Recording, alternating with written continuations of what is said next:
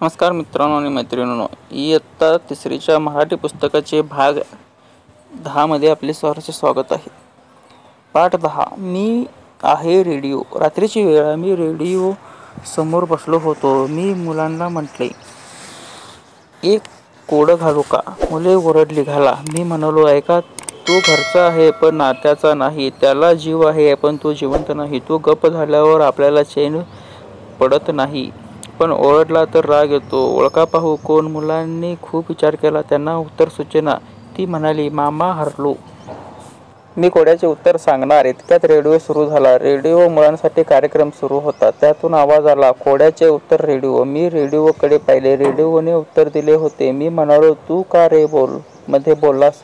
Radio म्हणाला, मामा, मुलं मला फार आवडतात. मी माझी गोष्टी त्यांना सांगू का? मुले ओरडली, सांगा सांगा. मग रेडिओ स्वतःची गोष्ट सांगू लागला. तो म्हणाला, मुलांनो, माझा जन्म 61 वर्षापूर्वी झाला. आरंभी मला बोलता येत नव्हतं.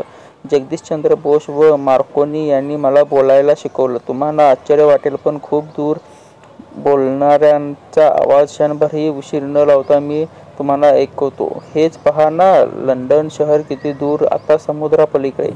पण तेथील बातमी तुम्हाला ताबडतोब ऐकायला मिळते. मी नुकताच बातम्या देतो असं नाही, मी आणखीन खूप खूप कामं करतो.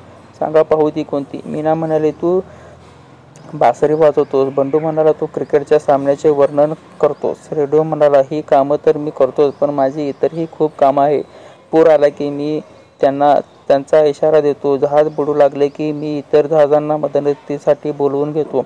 वादळ पाऊस येणार असेल तर त्याची आगाऊ सूचनाही मी देतो. तेलसिंग एव्हरेस्ट शिखर चढून गेला ना, तो मीच प्रथम सर्वांना सांगितलं. लोकांना शिकवण्याचंही काम मी करतो. चांगलं पीक कसे काढावे हे सांगतो. शेतकरी आपली शंका मला विचारतात, मी त्यांना सल्ला देतो. कोणी शेतकरी चांगले पीक काढतो, मी त्याचे कौतुक करतो. मग इतरही चांगले पीक काढू लागतात. मी भजन म्हणतो. लोकांना ती फार आवडतात. सकाळी भोपाळी म्हणून मी लोकांना उठवतो. रविवारी मुलं माझ्या भोवती गोळा होतात. मग मी त्यांच्यासाठी गाणी म्हणतो, गोष्टी सांगतो. दिवसभर अधूनमधून माझे कार्यक्रम सुरूच असतात. रोज नेमाने मी बातम्या सांगतो, गाणी म्हणतो, निरनिराळ्या सणांची माहिती देतो. एवढेच नाही तर तुमच्या अभ्यासाचे पाठही मी घेतो. तुमचे मामा म्हणाले ते खरे आहे. मी नात्याचा नाही पण घरचाच आहे. इतक्यात घड्याळाचे ठोके वाजले. रेडिओ म्हणाला, मुलांनो, आता आपला कार्यक्रम संपला. पुन्हा आपली भेट उद्या सकाळी. नमस्ते. मित्रांनो आणि मैत्रिणी, असे लहानपणीची आठवण त्याच्याकडे असेल तर माझ्या चॅनलला सबस्क्राईब करायला विसरू नका. धन्यवाद.